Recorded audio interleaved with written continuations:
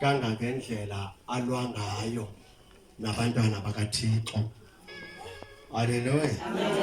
Kangangendlela angabafuni ngayo abantwana bakaThixo. Ngoba ukusukela oko ndasindiswayo mna walahlekelwa ndim uSathane. Wayesegqibile uba ndingowakhe.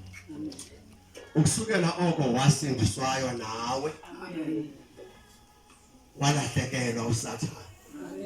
Nawe ukusukela oko wasindiswayo walahlekelwa uSathane. So into yosindiso funeka singayithathi kancinci. Amen.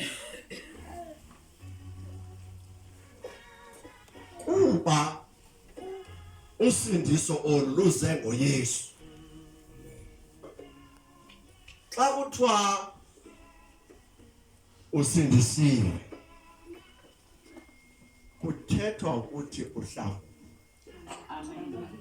Ndibeka yaphuma loo nto engqondweni yakho oba wancedwa wahlangana.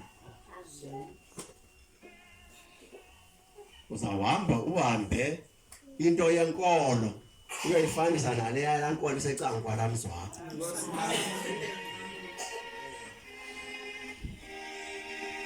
Okulandelayo nguwe oyaziyo okokuba wahlangulwa enini. Mamakho akanawuyazi ngoba ezinye izinto zakho bengazazi. Utatakho akanawude afikelele enzulwini yokwazi because ezinye izinto zakho zobumnyama bebengazazi. UThixo yedwa nawe umuntu oyaziyo uba uhlangulwe entweni. Haleluya. Amen. Uba ithe yahlala into yoba wahlangulwa, nawe uzawuthi xa ubona omnye umuntu ube nomnqweno kokuba makahlangulwe. Sisekhona bandle? Amen. Akuzuxhuzula umuntu phambi kwakho, usokola umuntu phambi kwakho njengoba kusenzeka ngoku because yayikade ishunyayelwa ivangeli ngabantu. Beshumayela besukela ebungqineni babo kuba besazi into yoba basukaphi bancedakala kanjani.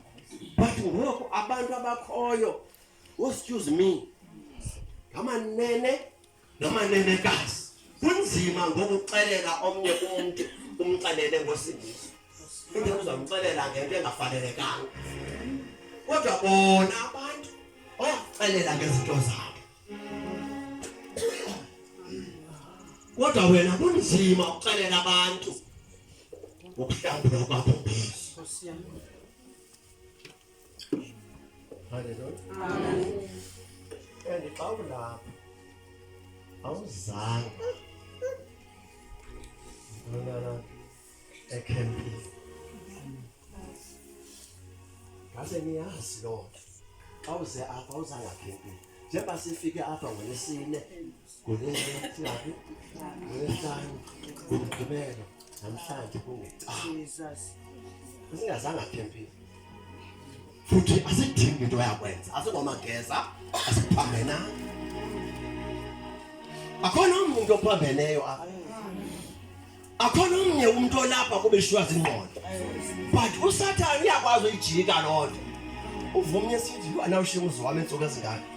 Wena uphambeneyo ke lo. Wena ushwa zingqondo ke lo.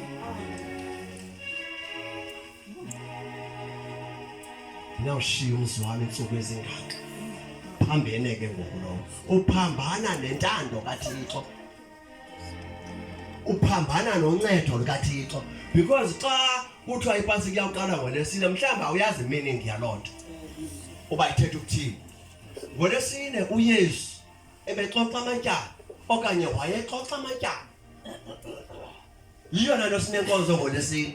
Phambi uYesu abethelelwe ebesentlanganisweni ngoLwesine yamatyala. NgoLwesihlanu yile mini uYesu abethelelwe ngayo. Yiyo le nto silapha. Mayibonge Nkosi. Amen. Haleluya. Amen. Ngomgqibelo wethuliwe uYesu late wayongcwatshwa umzimba wakhe walala engcwabeni ngokubeka sevana ngemali wayigcina kangaka amasiko nesithethe but andikwazi usigcina esi sithethe nesifo